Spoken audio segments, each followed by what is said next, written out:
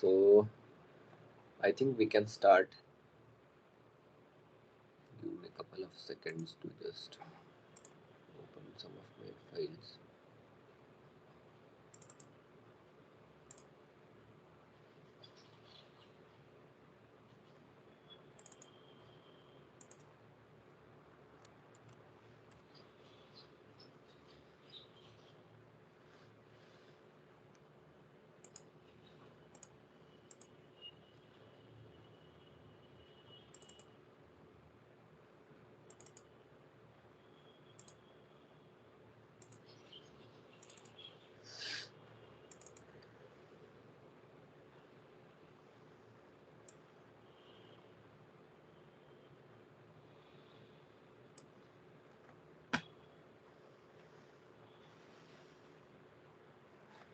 Okay, so yeah, so as we start usually mm, with the brief recap. So one second, my browser got closed for some reason. Anyway, uh, so the thing is, the primary discussion, like the topic for primary discussion for week 9, content of week 9 was regarding this various techniques regarding the network modeling and network analysis for different type of projects. So first of all, as we previously discussed, there are there are n number of uh, techniques to analyze networks or any set of activities which are involved in a project. It depends on like what is the objective of your analysis. So previously, as we discussed, there is a tool called as Gantt chart, uh, which is quite useful tool if you want to do some you know tracking of various. One second. Yeah. So yeah. So for example, like earlier we studied, uh, you know, these tools, various tools. One of them was Gantt chart, with, like using which you can keep track of various activities or the deadlines that are to be kept in the project. So, but one of the advantages of techniques like Gantt chart is, uh, since basically in Gantt chart you have on x-axis you have time and on y-axis you have various activities, and uh, cumulatively you plot them on the x-axis in a stacked manner. So there, what you don't usually uh, see, Gantt chart is having its importance in a separate way. If you just want to keep track of how many activities are on track with respect to the deadlines, how many are completed, how many are completed within the scheduled time, for that Gantt chart is okay. But if you want to have a deeper sense of analysis, for example, if you want to do the analysis in which uh, you want to see uh, what is the connection between various activities, what are the activities that needs to be completed first, and what are the activities that can only be completed after certain set of activities are done. So all those things, Gantt chart is a not proper tool for that, and that's why we need different sort of tools, uh, which are uh, you know uh, which can give you a proper idea or proper information about uh, the correlation of various these things, various activities amongst themselves. So it's not only about the keeping track of time or the keeping track of schedules for various activities. Sometimes or most of the times you need uh, the interconnectivities of you need to understand the interconnectivities of those activities in order to get the clearer picture of your progress for a particular project. And if required, then you can modify uh, the network, or uh, depending on the delays caused by the previous activities. Depending on that, you can uh, you know modify your remaining activities, or do some firefighting, something like that. So that is the primary requirement for advanced tools, network modeling tools. And uh, so uh, you know uh, one height in hindsight, one more advantage is you have a better control when you know the complete picture of the various interlinkings of different activities. So yeah, so that is where this CPM, which is critical path method, and PERT, which is program evaluation and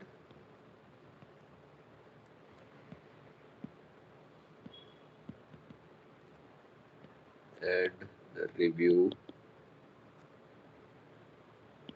technique. So these techniques are slightly advanced than techniques like Gantt chart. Here, you basically get to understand, as I said you earlier, as I told you earlier. Uh, Here, you need to you can visualize interconnectivities between different activities that are involved in the project, and therefore you get a better understanding. You get a better set of tools for analysis. So we'll come to that in a minute. But before that, there are like see what is the difference between CPM and PERT? That should be the first question, because if both of them are having utility which is similar, uh, then why do we need to have different methods?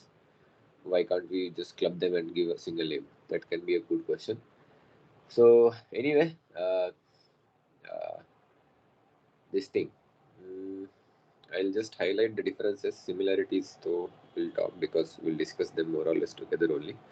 So for example, if I can just make a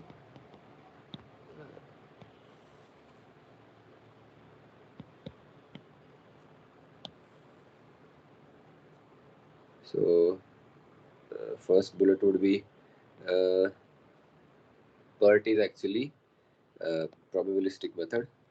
So yeah, maybe okay, probabilistic method, whereas CPM is deterministic. So as the name suggests, probabilistic method will not give you a definitive answer. For example, if you want to complete a project in let's say 30 days or something, then you have some set of activities that needs to be completed in certain sequence, and we have proper network diagram and all. So PERT will tell you with how much probability you can expect the project completion in certain days. For example, I mean, rather than talking in like qualitatively, it's better we can talk quantitatively, uh, going uh, you know uh, deeper in the problem solving exercises. So, and one more thing is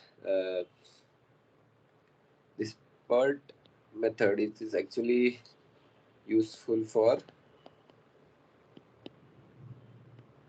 uh, planning and scheduling of complicated projects. For example, I think one example was given in the class by professor about nuclear submarine building. You can add number of examples, like let's say you want to build a shopping mall, not a small shopping mall, but let's say a big shopping mall in center of Bangalore.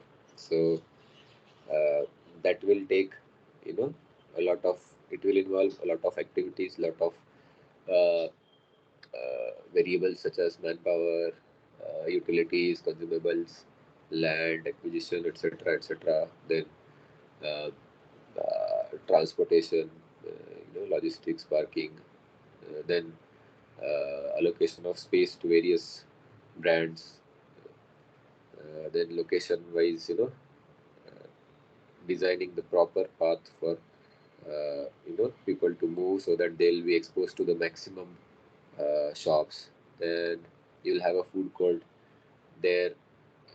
You need to rationalize which brand will get what place so that not only one area of the food court should be crowded, it should be evenly distributed. Then you may have movie theater, you may have kids park. So uh, this list can go on and on. So for such a complicated projects, it's not possible to give a deadline which is 100% hard and fast, because uh, whatever you do, whatever may be the uh, checks and balances you have put in the place, but since the magnitude of this sort of projects is quite huge, there are quite often than not, this timelines will be uh, changed or modified, and in that case, you have to rely on the probabilistic estimates of the completion deadlines of various tasks. So that's where PERT comes in the picture. Whereas for CPM, this is suitable for small scale applications. So applications wherein there will be not a huge list of activities, small set of activities. For example, if you want to build your uh, own home, or you want to modify your kitchen, so small construction projects, or any other project, not only construction, but the scale should be small. It should not be very large project. If it is a large project, then as I said earlier, uh, CPM, which is a deterministic method, CPM will give you projection completion time with 100% probability, basically. So that's not feasible or realistic for large scale projects, but it can be up to a certain category, up to a certain relaxation. It can be used for small scale applications. Then uh, PERT, since it's a deterministic process, uh, it is like you can use it to minimize cost, uh, or you can put some constraint on cost, and uh, you know uh, not only cost, you can say minimal cost or duration. For example, if your project is getting completed in, let's say, 50 days, if you want to complete it in 48 days or 45 days, so there your cost will go up, but your duration is fixed. So if you want to minimize cost or duration, CPM is fine. But for PERT, as the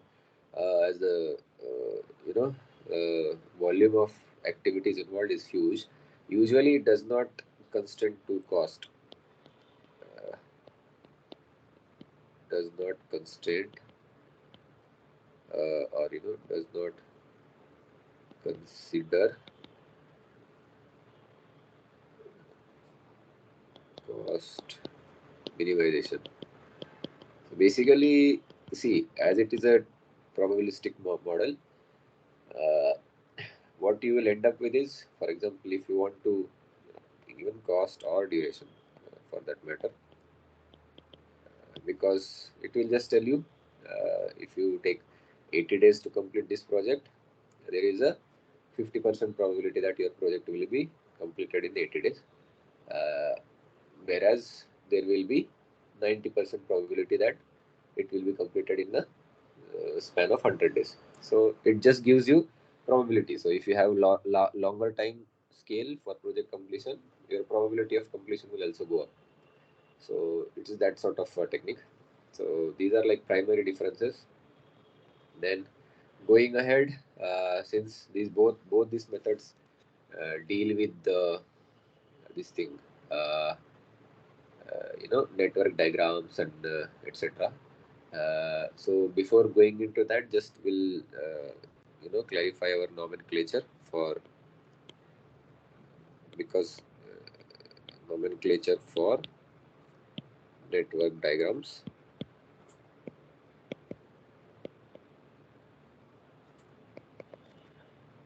I am following same nomenclature as used by professor. In some of the books you can find different nomenclatures, but really it doesn't matter as long as you know what you're doing and what is the nomenclature that you follow. So basically we represent activity on arrow. So this is called as AOA. So like this, we'll have an arrow, and let's say we have activity A, B, and then we'll put some its completion time also. Let's say 3 days or 3 weeks, whatever it is. The unit of time will be according to the problem. And start, not or, start and end on node. So basically node is like a circle, and we'll just give some numbers like 1 2 3 4 5 6 7 8 9 10, depending on the number of activities that are there. So this is our usual nomenclature. I just wanted to clarify that because this is important. If somebody has not gone through the class lectures, he or she may get confused directly if I jump to the problems and all. So here there is one more important this thing which is called as dummy activities. So basically, uh, sometimes what happens, for example, uh, this thing. Let's say we have a set of activities A, B, C, D, E, but towards the end, what happens? See, initially all activities or the number of nodes increases because we start various activities, because initially there are a lot of activities to be done, right? But what happens towards the end of the project? Most of the activities are completed, but uh, for the sake of making sense of the network diagram, what we want at the end, that all activities should converge to one node, so that we can denote that node as an endpoint. So, but uh, I mean, we can see multiple examples of this later, but there we use this dummy activity thing, and it's not a, I mean, you should know, because if you don't, you'll get confused. Otherwise, there is not a big significant of this thing. So what we basically do is, instead of showing it by a solid arrow, we just use it a dashed arrow. And dummy activities, uh, dummy activity does not consume any time and resource. So basically, uh, it won't affect your analysis in any sense. It is just there for the completion, or the uh, to make sense of your network diagram. So that's the purpose of it. So therefore, it's better to use it when required, absolutely required. Uh, there is no, there is no fixed criteria for using it. Let's say there is no fixed maximum number or minimum number. It depends on what type of network diagram you end up with. Therefore, uh, but the general rule is you should not put it anywhere. It should be used wherever required, because otherwise it will cause confusion. So that is a very important question that is usually asked in some of those competitive exams. So anyway, then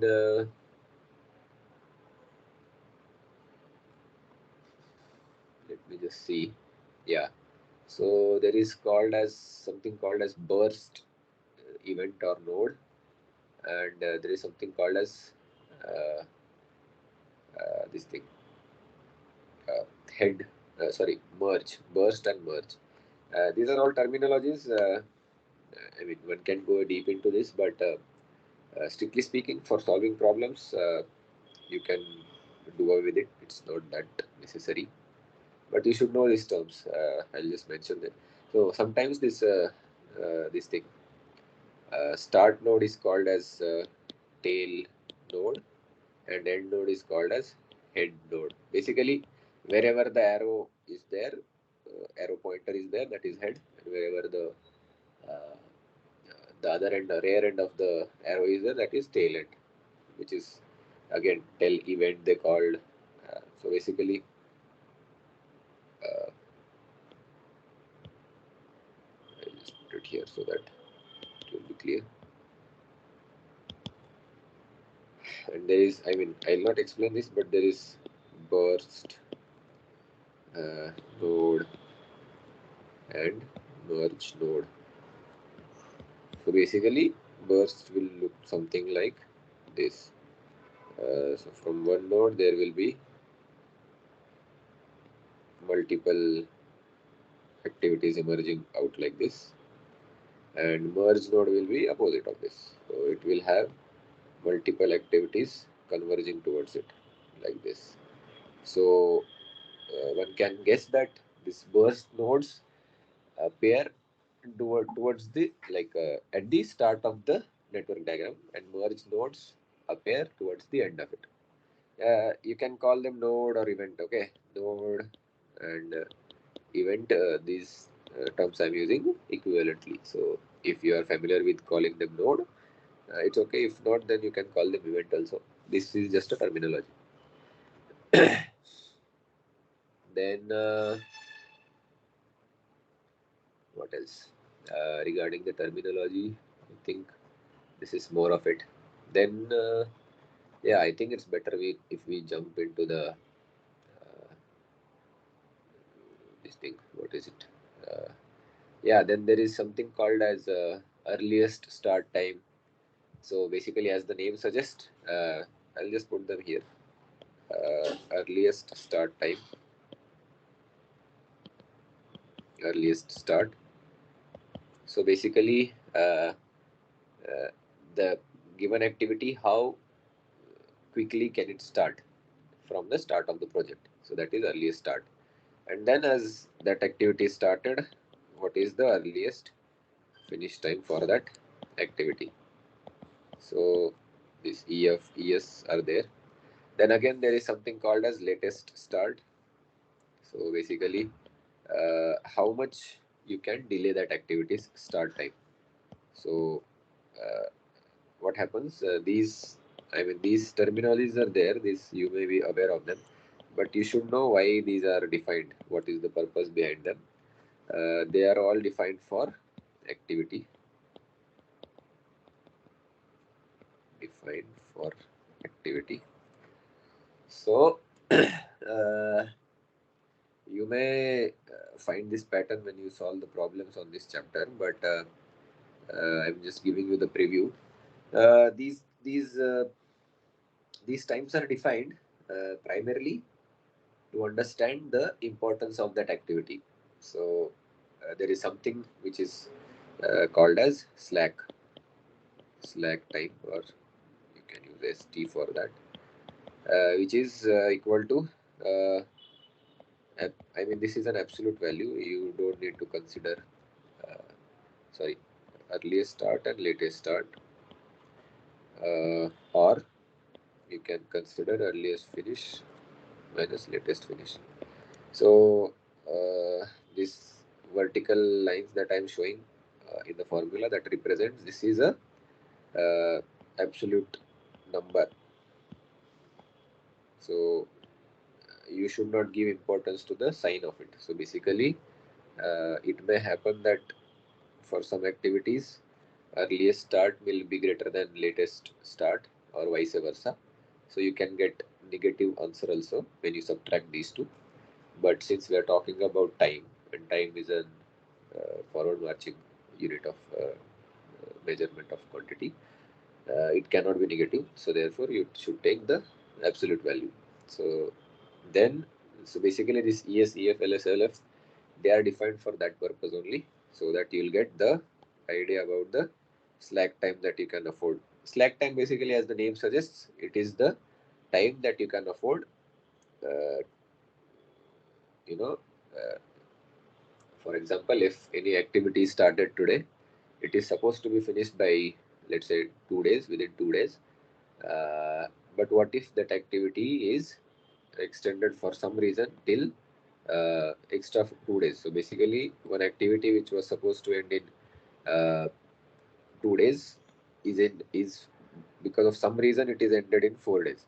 So what is the effect of that delay on your overall project? That is what this slack time variable represents. So in some, for some activities, these activities are very crucial, which I think there is, I mean, there is one more term which is called as critical path. When we solve the problem, we'll see. Uh, so this critical path represents the sequence of activities on a path in a network, which activities are uh, like the summation of those activities times will be the longest. So that represents a set of activities which are crucial to the completion of corresponding project. If any of those critical activities gets delayed, the whole project will get delayed. So, and a side note here can be uh,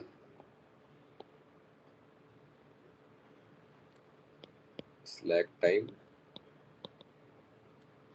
for critical activities is always 0.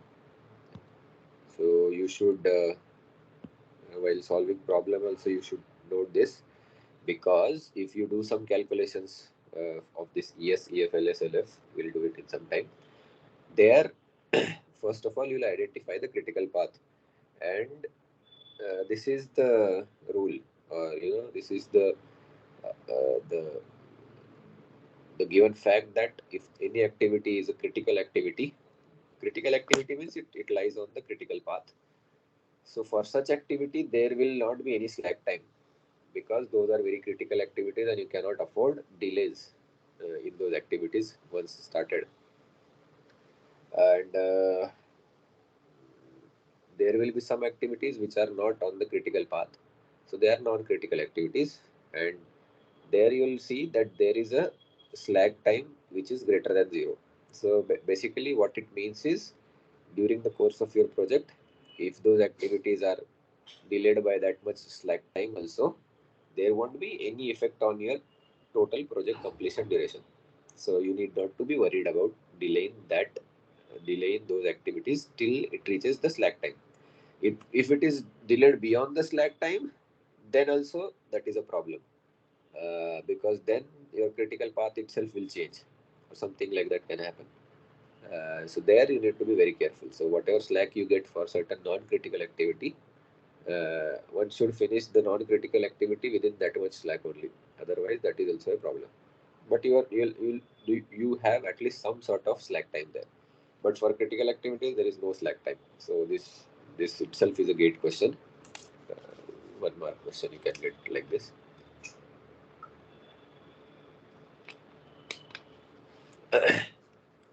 Then yeah. So what we can do is. mm,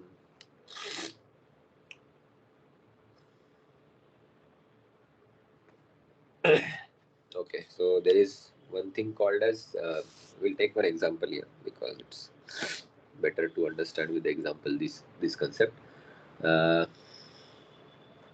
for a activity, or for an activity in a project,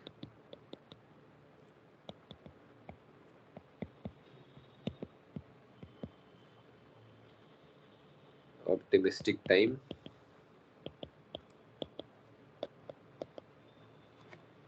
is 4 minutes.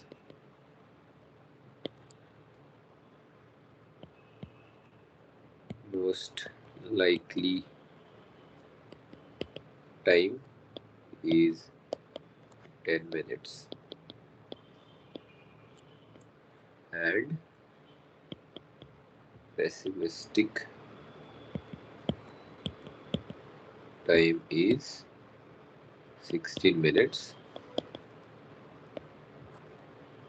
Then the expected completion time for the activity will be, let's say it is a fill in the blanks type of question. So you need to just fill a numerical value here because the unit is minutes. So this is a typical gate question, maybe 2-mark data entry type question. So yeah, now I have not defined these times, but if you have gone through the class notes, you will understand that optimistic time, sir represented it as TO, most likely time as TM, pessimistic time as TP, and the expected time is with nothing but TE. So there is one formula that was used in the class, which is TE is equal to TO plus 4TM plus TP divided by 6. So one can argue that what is this formula? I mean, I mean, by this logic, so I can define anything, right? But there is some logic behind this that you should know, because doing this maths is not that difficult. But you should know what you are doing. So basically, this formula comes from something called as beta distribution. So what is the distribution? That is also one question that can be asked here. So basically, it's for example, this activity that we are talking about.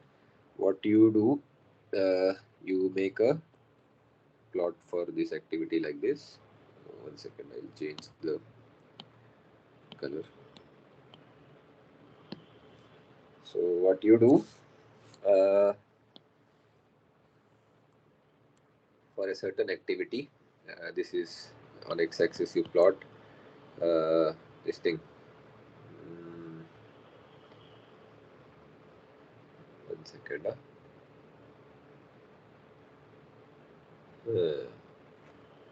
This is this beta distribution, but it is the x-axis. 1 second. Yeah, so on x-axis it is a time, and on y-axis it's a probability.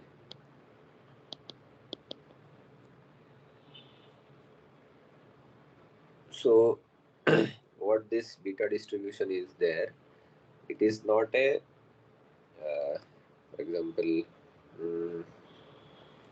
there can be distribution like this, right? This is called as a typically Gaussian distribution. It is this bell-shaped curve.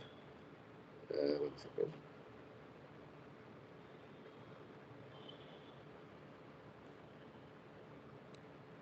So this typically is called as a Gaussian distribution. So when you are around the mean time, the probability is highest. Basically, that means that there is a 50-50% chance that you will complete that activity in the meantime. But reality is not like that.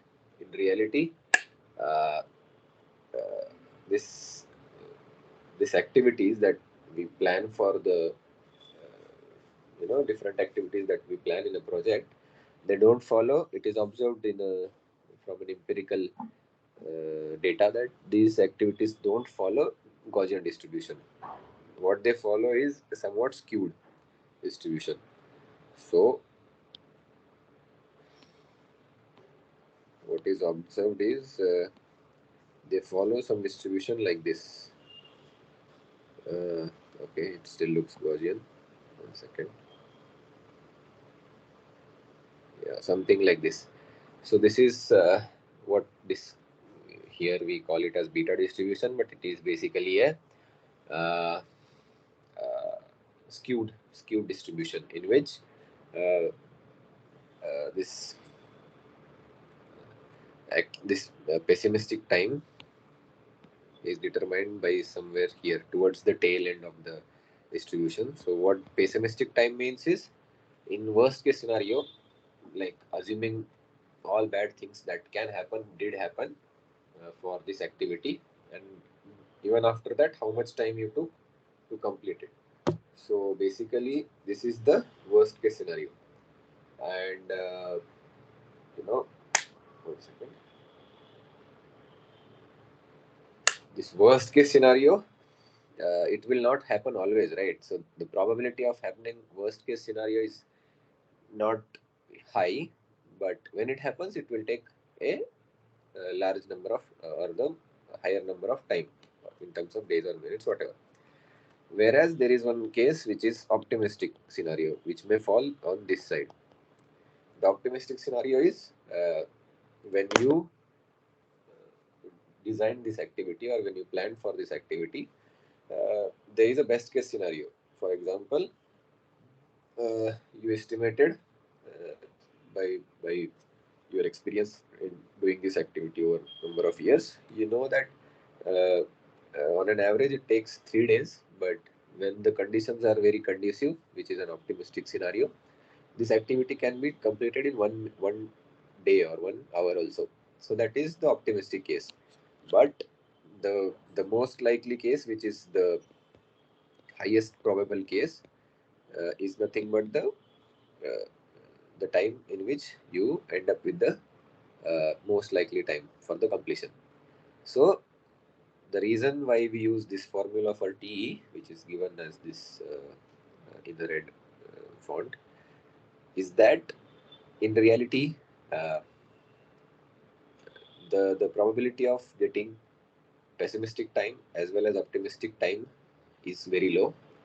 Uh, in reality, what you usually end up is near to the most likely time, and therefore I can just modify this formula as TE is equal to 1 by 6 TO, 4 by 6 TM, and again 1 by 6 TP.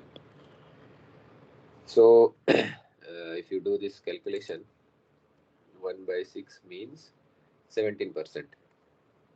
So this is basically 17%. This is 2 by 3, which is 66%.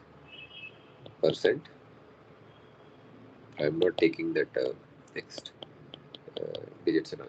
So now you can make more sense out of it, that there is a 66% chance that uh, you'll end up you'll end up this completing this activity within like the time that is most likely, which has been observed over the past.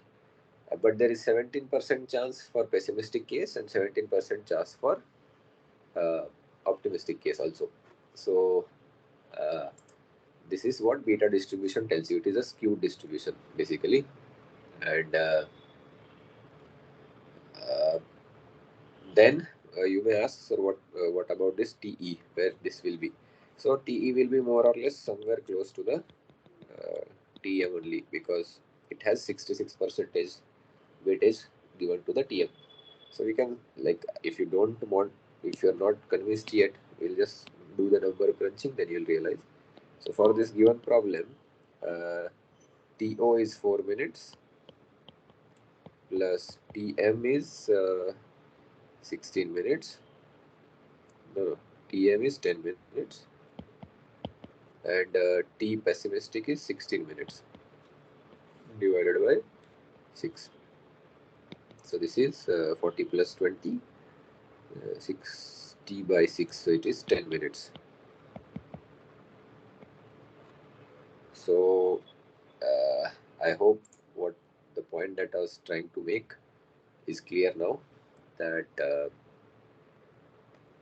see, if here TE is exactly equal to TM, which is 10 minutes. So more or less TE and TM will be somewhat closer. They should be, because if you are taking a large set of numbers, or large, if you have repeated this activity on a large number of times, in that case T and TM will be quite close. And one more thing that you can just take it as a side note, that uh, TO will be greater than equal to TM, and TM will be greater than equal to TP. So basically, as the life teaches you, the optimistic and the pessimistic scenarios are very few, but most of the events in life happen on an average scenario basis. So, optimistic case, your time will be always lower than the time required for the most likely case, and that will be again lower than the time required for the pessimistic case. So, you can uh, understand it this way. So, I hope it is clear. Now, one may ask, why do we need to do this all sort of things? Because let's say you calculated all T, etc., etc. What then? Because I mean, why do I care? So basically, it's nothing like that. So uh, what happens in the CPM and PERT? What you do? We calculated this T equal to 10 minutes for one activity, right? So what you'll do?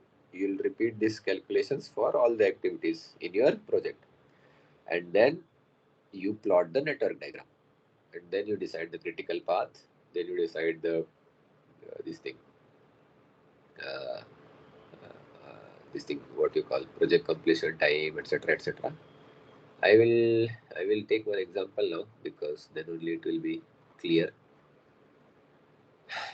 Hmm, one second.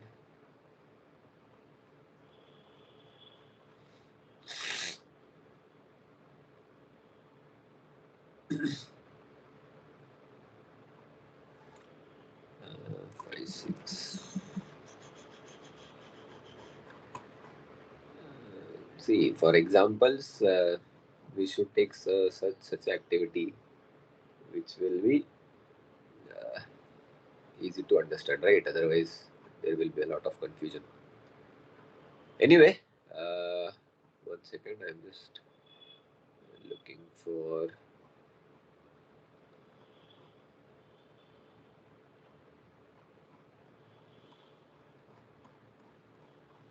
Hmm,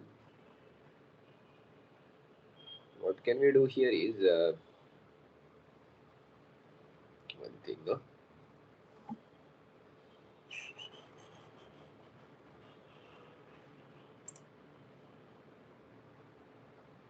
Yeah. So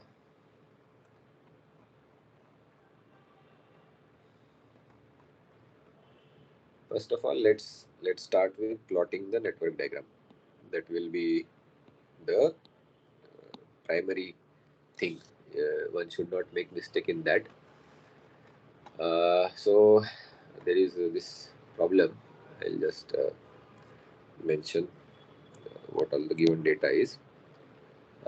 So there is a table in which you have activity, then you have completion time for those activities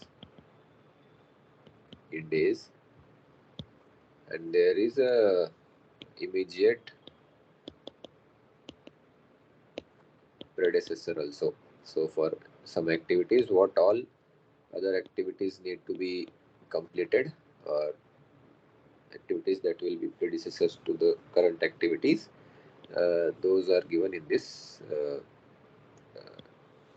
column. So then there are A, B, C, D, E, F, G. So 7 activities are there in this project, and these are the completion times for them, and the preceding uh, network predecessors information is like this. So this is for this particular project. Okay, for each project this will be changing, but more or less if you are not doing a very big complicated project, this will be somewhat like this only. So let's go ahead with this, and what we can do is we'll try to plot the network diagram first. So yeah, so first activity A, it does not have any immediate predecessor. So this is our first activity. So what we'll do, we'll create one starting node, then there is this activity, then there is this ending node. So this is our first node, this is our second node, and this is the activity A. It will take 1 day. Now this A activity is predecessor for 3 activities, which are B, C, D. So from here 3 lines has to emerge, right? Otherwise, how can it be a predecessor for 3 activities? So these are our 3 activities, and these are their nodes. Then let's number them as 3, 4, 5, and the first activity will be B, and it will take 4 days. Then C, which will take 3 days. Then there is D, which takes 7 days. Now let's come to the activity E, which has predecessor in B. So after completion of activity, this thing. Uh, 1 second. Actually, we should start with the C, because this is our main line, right? I mean, not a critical line. We don't know that, but this is our main line.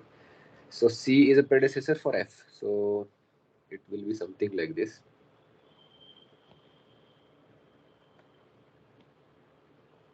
So this will be F, which takes 2 days.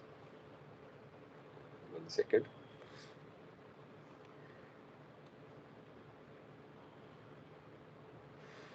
And then we want to know E, which is like this.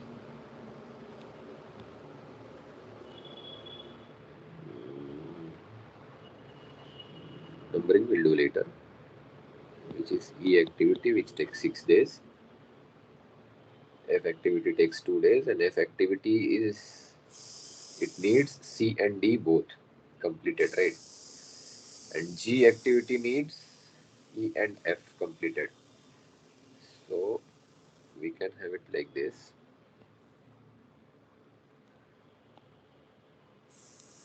So after E and F, oh, 1 second, 1 second. Yeah, there is something wrong here. Hmm. Yeah, I mean, instead of like, we can make it this way though. It will be simple only. This will be our E activity, so that E and F will be uh, converging together, and they form a predecessor for this G activity. So this is how it goes. So there are 7 nodes and 6 activities should be there. Yeah, and G takes 7 days. But now there is one thing still missing, that see, F activity needs C and D as their predecessors. So F activity needs C and D. But here you can see node 4 and 5 are not connected. So we need to use one dummy. So like this, we have to use one dummy activity. So this is our dummy activity. Yeah, so now everything is connected. So yeah, then one can go ahead and so this is our network diagram, and this is how you construct the network diagram. Now the obvious question is, what is the critical path? So critical path by definition is a path in a network diagram that takes longest duration. So longest completion duration. This is the definition of critical path. Okay.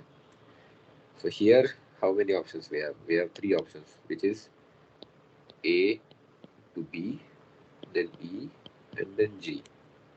Second option is A to C, then F, then G. Third is A to D, then F, then G. Right? So, what are the times? A, B, E, G. 1 plus 4 plus 6 plus 7, which is 18. Then ACFG. 1 plus 3 plus 2 plus 7, which is 13. ADFG. 1 plus 7 plus 2 plus 7, which is 17. So this is the longest duration, right? So this forms our critical path. Therefore, critical path is A, B, E, G with completion time of, or you can call it as a project duration time, whatever you want, but this is how it is calculated. Okay, so this is how it is done. And now the earlier calculation, like before this event we did this TO, TM, TP, right? These calculations are already done for this problem, and this time column, the second column which was given for the network diagram question, uh, these values, this 1 4 3 7 6 2 7, these values, somebody has already done this calculation for each activities, this TO plus 4 TM plus TP by 6, and then these numbers are given to you to solve the problem. So this is how it is done. And since we are on this network, we can calculate this ES, EF, LS, LF, and slack times also for these activities. So we have to redraw this network. What I'll do, I'll try to copy this. Let's see if this works. No, it is not working actually. One second.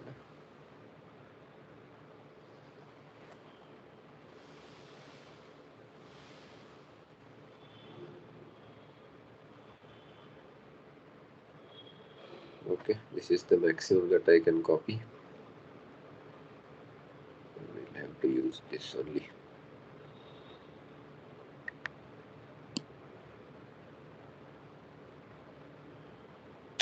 Array.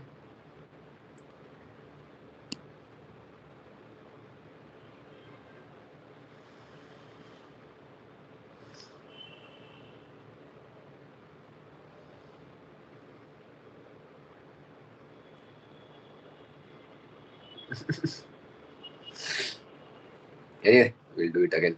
This is taking too much time. So what we had, actually we have to modify it also slightly so that we'll have more space. So anyway, this was our first node, and it was giving way to activity A, which has 1 day duration. Then we had second node. It was going for activity B, which had 4 days. Then there was C activity. Actually, I am just taking more space because we need to have like 4 more numbers now here. So if we do this way, it will be better. Then E and F should be fine for them. And then their final activity, which was G, and there was one dummy. See, dummy does not take any time and resources, so we don't need it, but just for the sake of completeness, we have to put it. 7 nodes, there should be 7 activities. This will be G6, G7, F2, E6, C3, D7. So what I'm going to try now is how do you calculate this earliest start, earlier finish, latest start, latest finish, and slack. So for that we'll use this notation, okay, just for the sake of simplicity. And the notation goes as follows. So we'll use something like a square bracket, square actually, or rectangle if you may, and then we'll divide the rectangle into 4 quadrants. We will have earliest time here, earliest start time, earliest finish time, latest start, latest finish, and we'll have, oh,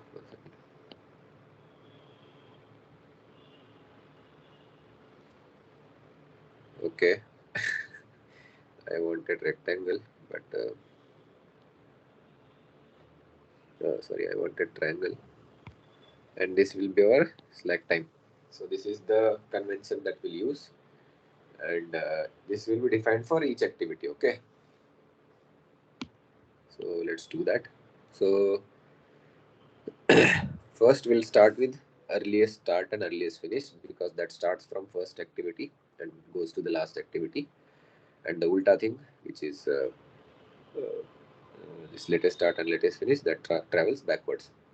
So let's go for activity A. So let's first draw this. 1 second. I think I can.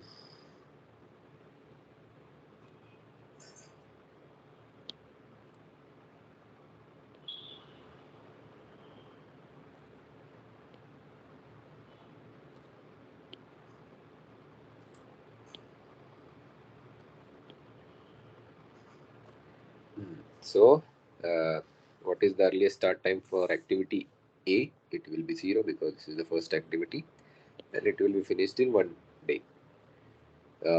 Then let's go to activity B. We'll use this space for this. Can I copy this one? Please let me copy this one at least.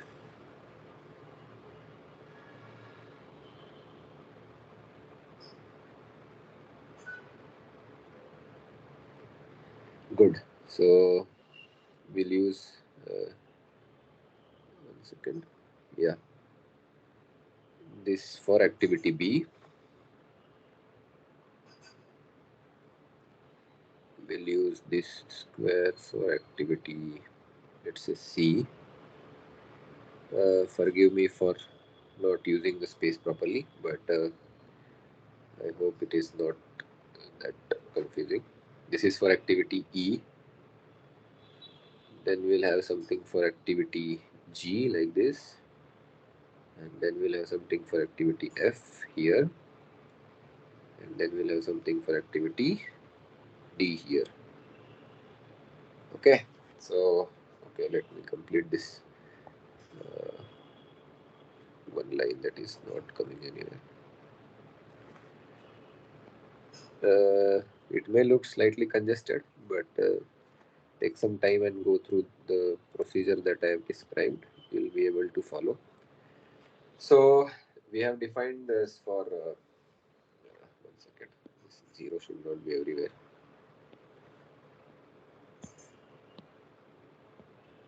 Okay, so we started with activity A. Let's go to activity B.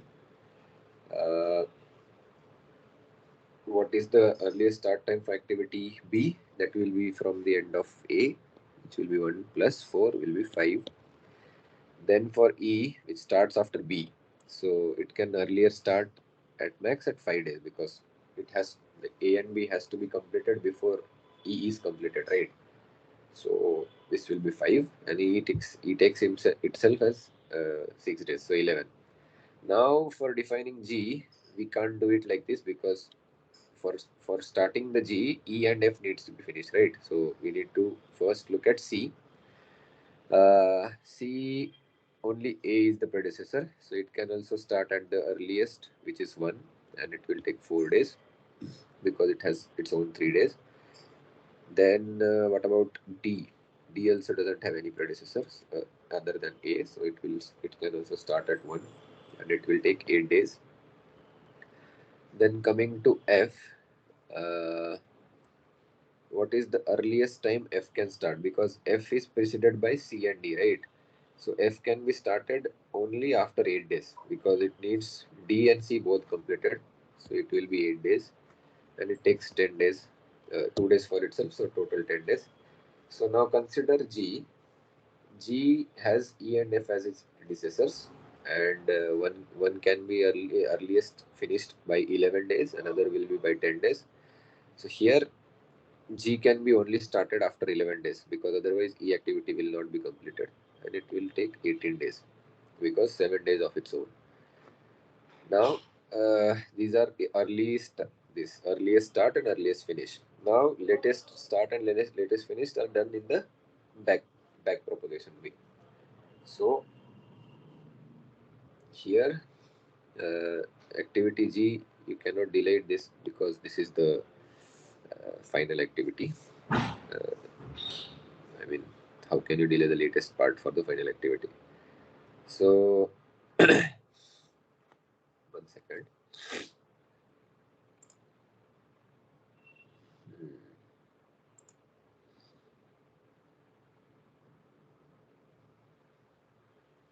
Regarding this, actually, I'm just wondering, have I done any mistake or something? I don't think so. Anyway, so 11 is this thing. So slack time will be difference of okay, slack time will do at the end. 1 second, there is some problem with my internet. This, it's not coming up.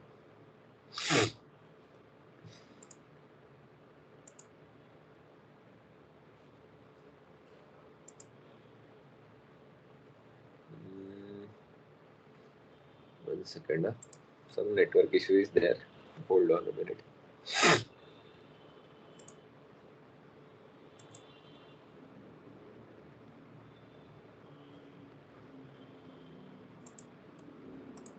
Okay.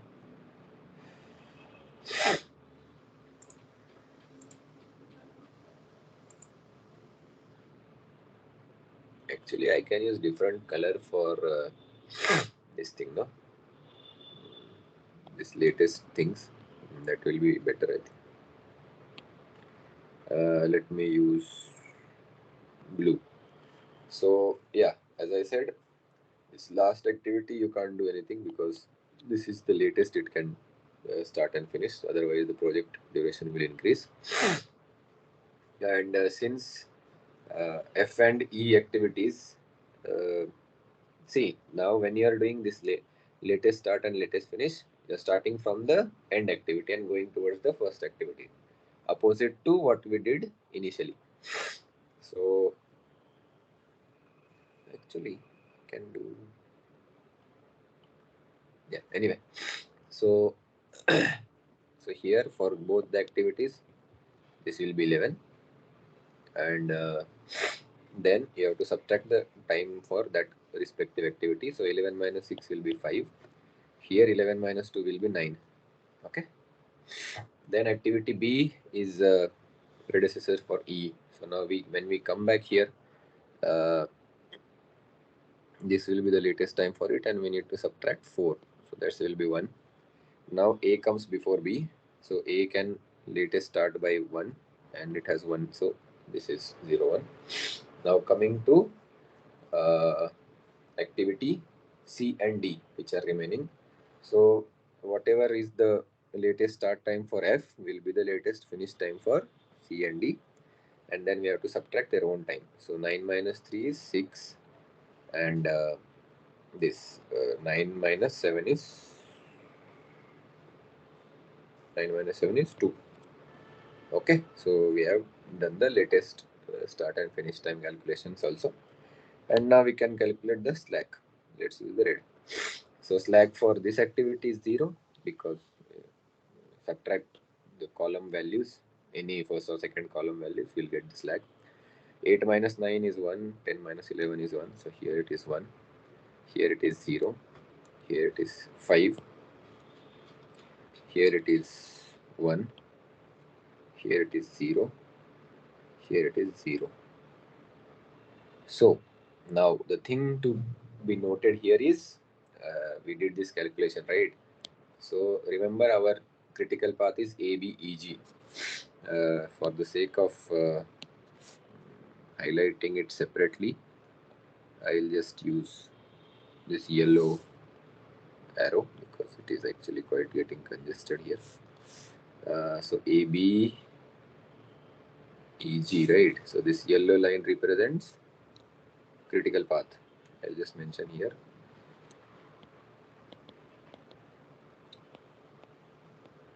So now one can understand, as I said as I told you at the start of the discussion, for the critical path, slack will be always 0 for all the activities that are on the critical path.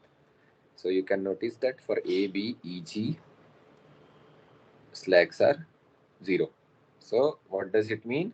It means you cannot delay these activities even by 1 day. If you do that, your whole project duration will increase by that corresponding amount. Whereas let's take the example of activity C. Here you have a slack of 5 days. So you can start this activity and maybe you can take 5 more days. So it needs 3 days to finish once it is started.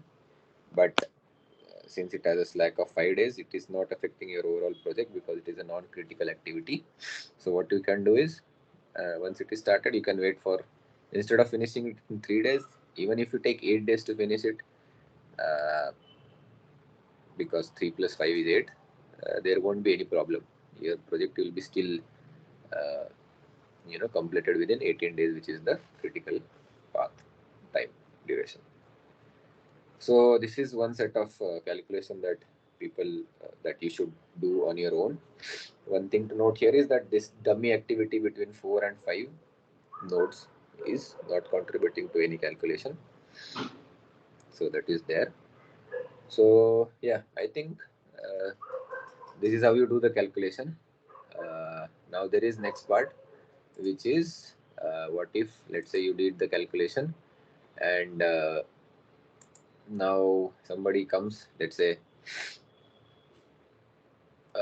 what is it, there is one thing called as project variance. So one second.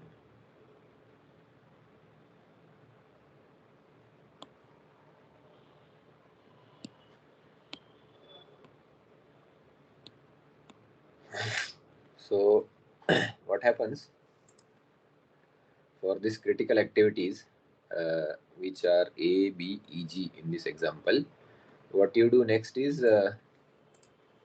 you look at their these things: optimistic time, pessimistic time, most likely time, etc.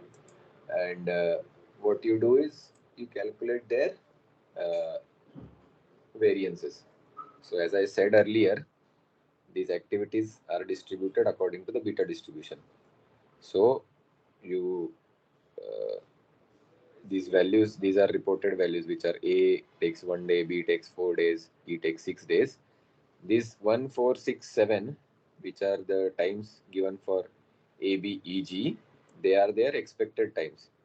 So if I can recreate the back data, for example, let's say for activity A, B, E, we are just taking critical activities, okay, because other activities are not affecting your one second, not affecting your calculations.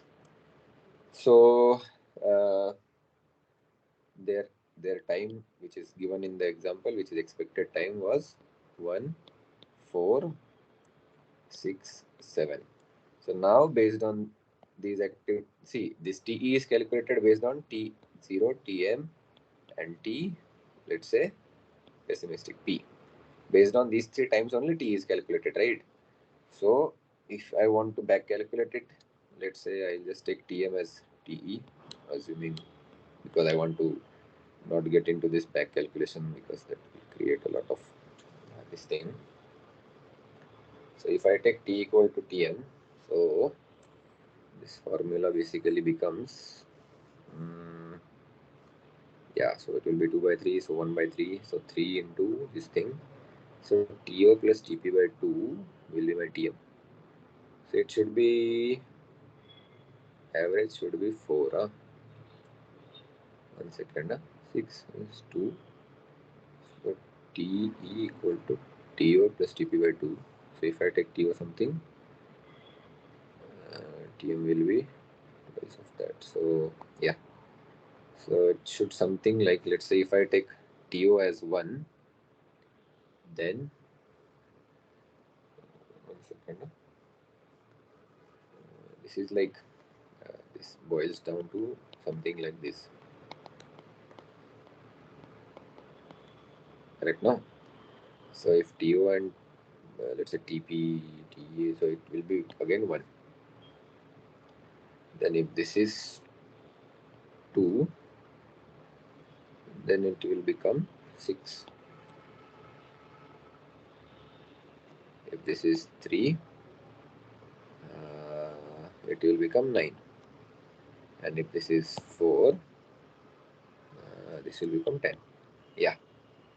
So these will be like one set. I mean, these values are created by me. Uh, One can go and check if these make sense or not. Let me just quickly check. So TE is 1, TM is 1. So 6 equal to, the first one makes sense. Second one, 24 equal to 16 plus 8. Yeah, so these values make sense. So now what you do, there is something called as uh, activity variance. And activity variance is given by the formula. This is generally denoted as sigma square, because we use sigma for standard deviation. So variance is a square of standard deviation. So the formula is extremes TP minus TO. 1 second, I think it's a square. Let me just confirm the formula once. Where is it?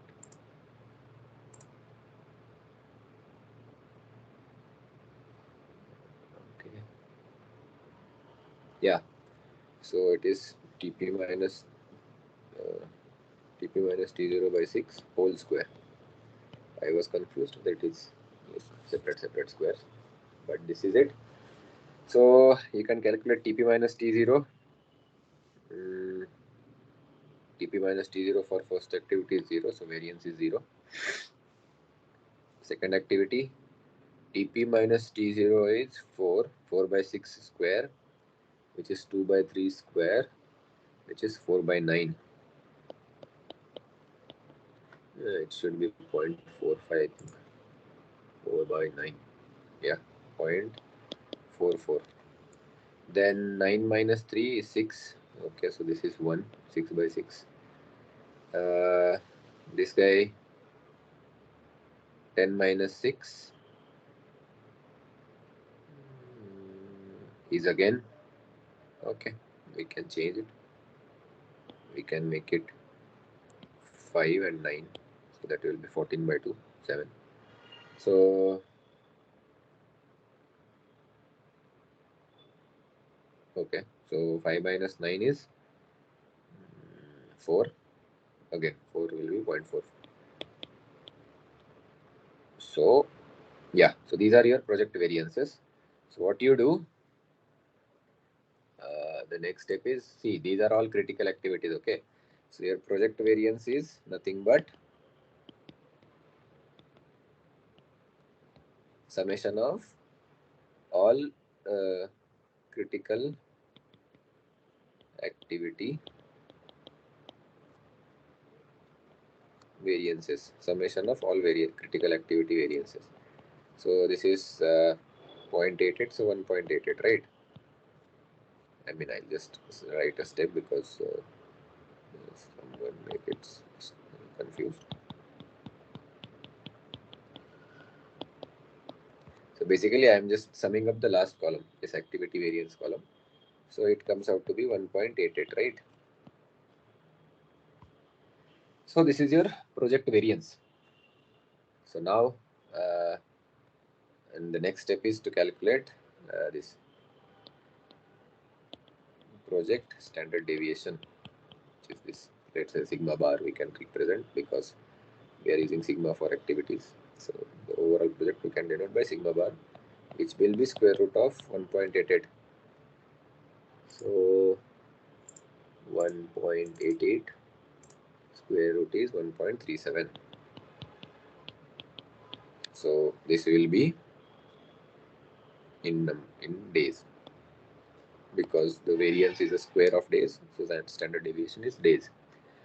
So now this activity, this quantity, which is sigma bar, one may argue that why do you need to do all these tedious calculations? So now the question here is, see, your that the activity time distributions, which are TO, TP, TM, they follow beta distribution, but for project completion, assumption here, very important assumption is, this can again be a you know gate question, that one second now. Yeah, so the assumption is this,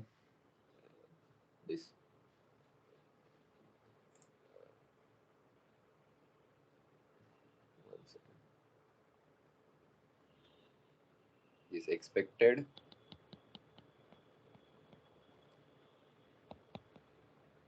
project completion time follows a Gaussian or normal distribution. And if you have studied these distributions, these normal distributions are basically, if you want to define the normal distribution, you need to define its mean and standard deviation, which is given by sigma bar here. So mean is nothing but the project completion time, which you calculated, or you can say not projection completion time, you can say critical path time, which was I think 18 days. We calculated it, right? Yeah, so it was 18 days. And the standard deviation sigma bar for the project, we calculated it as 3.37, 1.37 days. So now when you have these things, the next question is, then it makes sense to calculate all these values, right? Because if somebody comes tomorrow and asks you that, hey, you are saying that my based on your calculations, you are saying 18 days are required for completion, but if somebody asks you what is the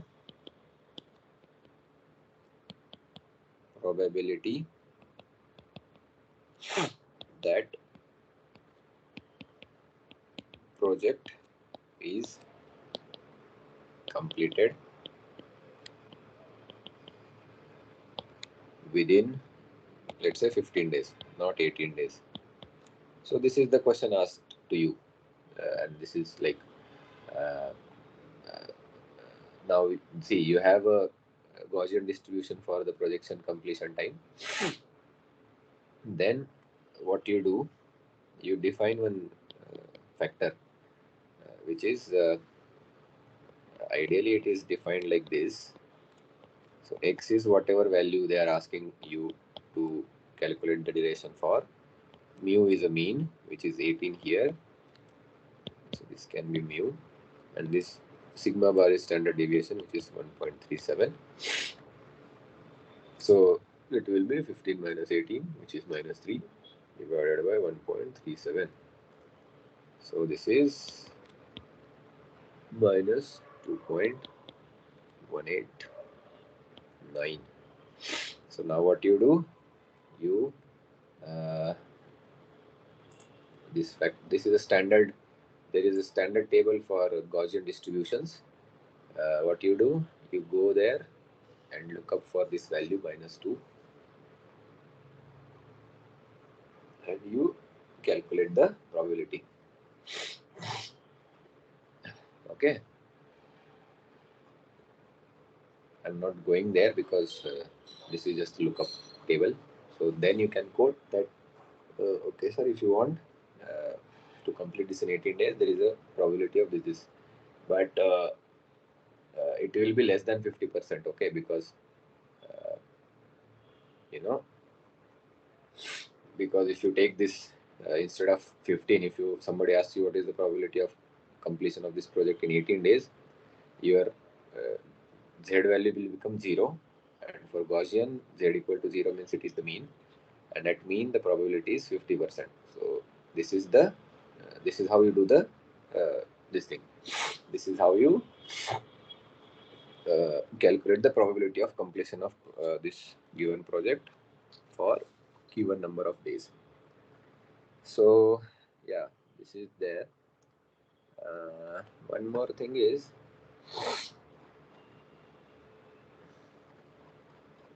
yeah, there is this one thing called as a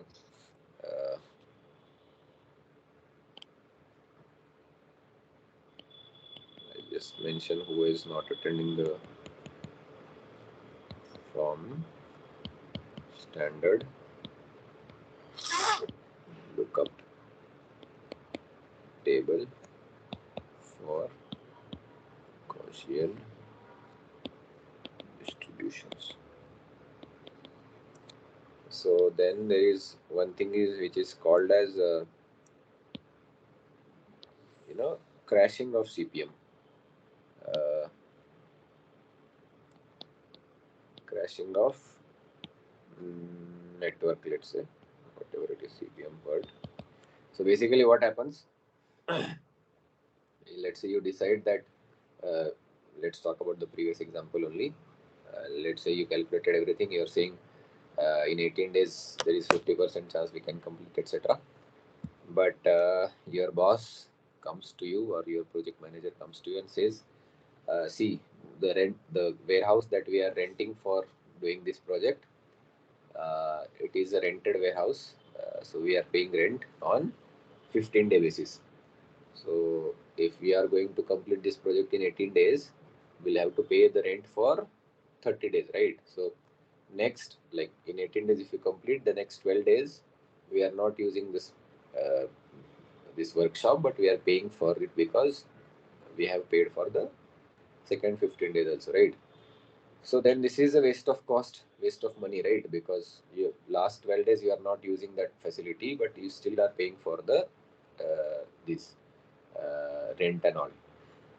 So there, this is a very practical scenario where you need to reduce the network time using some sort of adjustments. So what is the what is this? One second. If somebody comes with this proposition, what will you do? So from business point of view, it makes sense to reduce the time, but which time? Because there is this critical path which has zero slack. So then how can you reduce the time for that activity? So one thing that you can do is hire more workers. For example, here let's say our critical path at ABEG, right? Excuse me. So what you do to complete activity, let's say uh, B activity, which took 4 days to complete that activity, whatever manpower you used earlier, you just hire double manpower. So, for example, if you had used 4 workers earlier to complete this task in 4 days, now you hire 8 workers to complete the same task. So, if you do that, the task will be completed in half of the time, right? Because you increase the manpower. There is some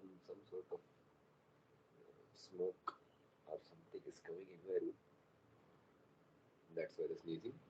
Anyway, so yeah, as I was saying, if you increase the manpower, assuming same efficiency of all the men or whatever women, whatever it is, if assume same efficiency, then if you double their number, the time for the completion of that activity will be half. So then this activity B, which earlier took 4 days for completion, now it will take only 2 days. So then your critical path length will be reduced by 2 days, right? Because see, A activity, you need 1 day for it. So you have to give 1 day, assuming 1 day is the least count for your project activities. So after that, what is the activity which takes lesser time? That is B. So which takes 4 days. So now instead of like your target value to complete the project is 15 days instead of 18 days, right? So you have to reduce some activities by total of 3 days. So what you realize that B activity cannot be reduced beyond uh, 2 days, because however manpower you employ, you have to give 2 days for that activity to complete. So what you do, you hire double the manpower and you do the activity B in 2 days. And similarly, then you go for activity E, you hire more manpower, and instead of 6 days, you complete the activity in 5 days. So this is how you reduce the duration. But what happens, since you hired extra manpower, you have to pay extra cost to them, right? So this is the crashing of network is nothing but a trade-off between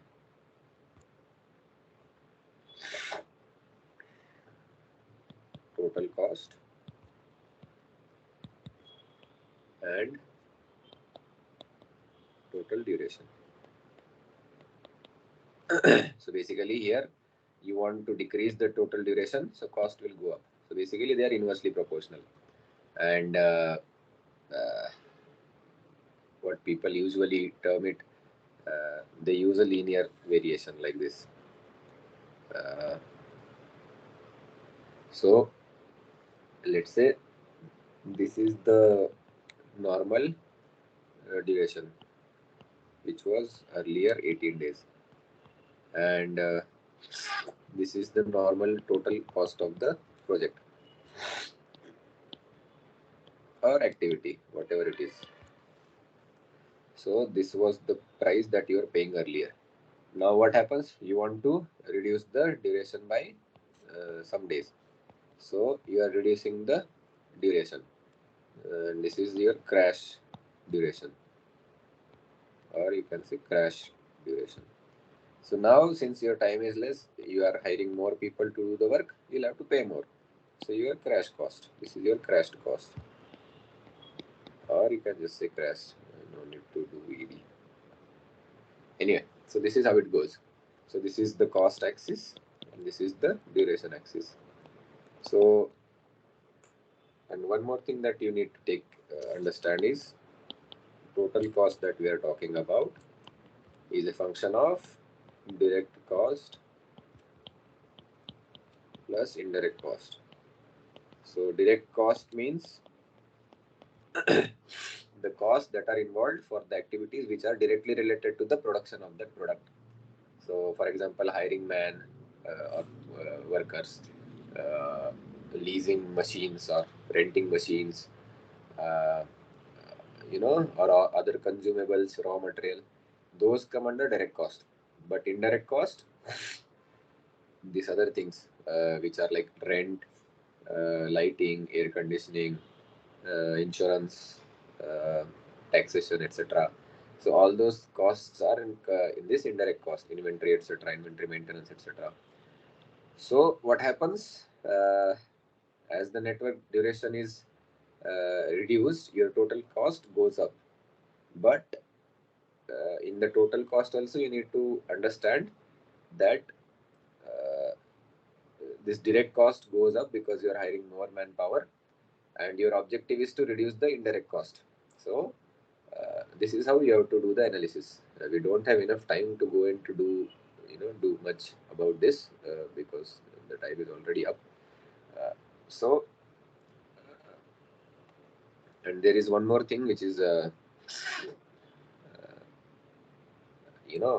for example, if your normal duration was 18 days and now you want to reduce it by 3 days to 15 days, so you are reducing 3 days, right? But your cost is increasing, let's say from A to B. Your earlier normal cost was A and it goes up to B. So there is this one ratio, crash cost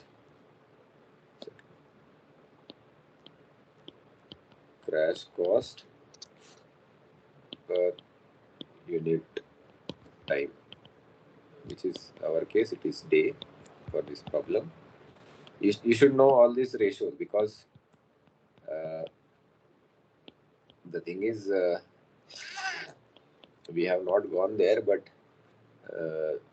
the next step in this type of analysis is to do the cost calculation.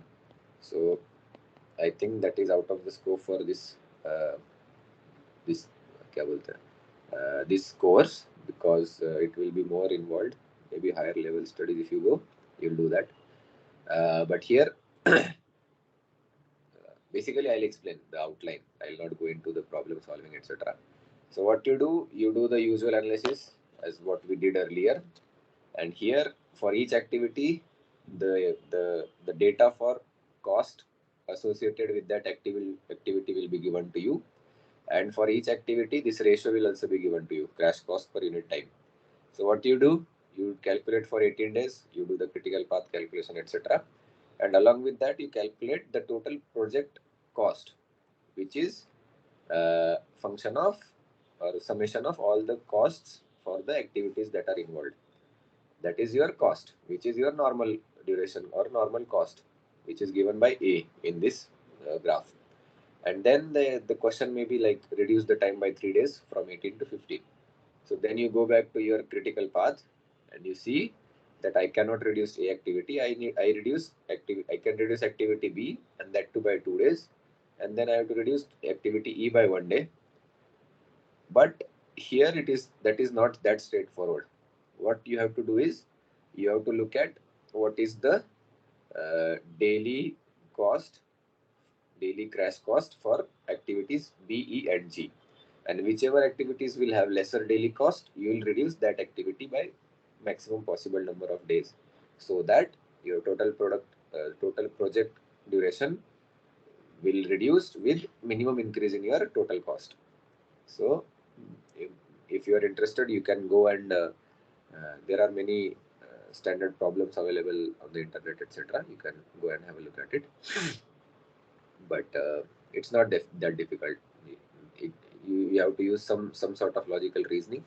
So if you have, let's say, 3 options where you can reduce the time, which option will you choose? You will choose that option which has minimum crash cost per unit day.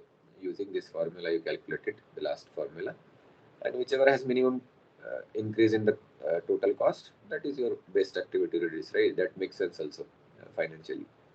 So anyway, we'll stop here because we are running out of time, and maybe we'll meet up next time. So thank you for attending or thank you for seeing this content. Yeah, bye. Good night.